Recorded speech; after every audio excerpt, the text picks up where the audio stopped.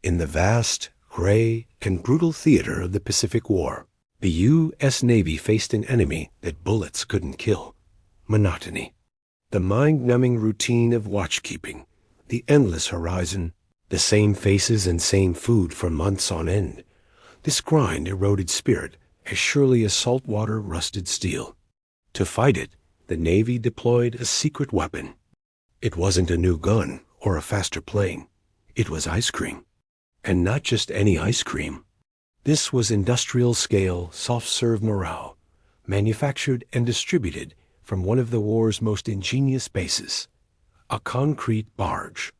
In 1944, as the fleet swelled in forward bases like Ulithi, commanders realized they could not keep their men fighting fit on beans and hardtack alone.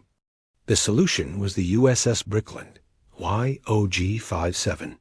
It looked like a blunt, ugly slab of floating concrete box. But inside, it was a magical factory.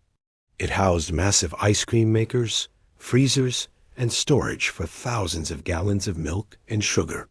Its sole mission was to produce and deliver fresh ice cream to the fleet. The barge would steam into an anchorage like Ulithi or Lady Gulf and tie up alongside a tender or tanker. Word would spread through the fleet like electricity. The ice cream barge is here.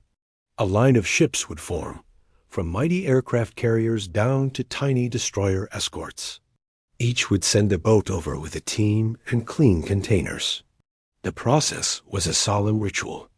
The crew of the barge, proud custodians of this vital morale, would connect hoses and pump a stream of soft, creamy ice cream directly into the receiving ship's containers. For a destroyer crew that had been living on canned meat and powdered eggs for 60 days, this wasn't dessert. It was a taste of home, a symbol of being remembered, a fleeting experience of pure, childish joy. The impact was profound. A historian noted that Admiral Bull Halsey once diverted a vital tanker to fetch ice cream mix, declaring the morale boost more critical than a few extra tons of fuel. The barge became a psychological anchor. It was a floating promise that the Navy cared for its men not just as combat units, but as human beings with a fundamental need for a small, sweet pleasure. But the barge was just the pinnacle of a vast, unseen cold chain.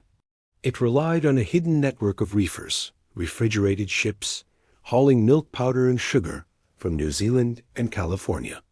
It required precious fresh water, diverted from other uses, to mix the recipe. Protecting this sweet cargo was a serious logistical effort, as vital in its way as protecting ammunition. When the war ended, the concrete barge was quietly retired. It had won no battles, sunk no ships. Yet, in the memories of millions of sailors, it was a landmark as important as any island. It proved that in a total war, logistics wasn't just about supplying destruction, but about sustaining humanity.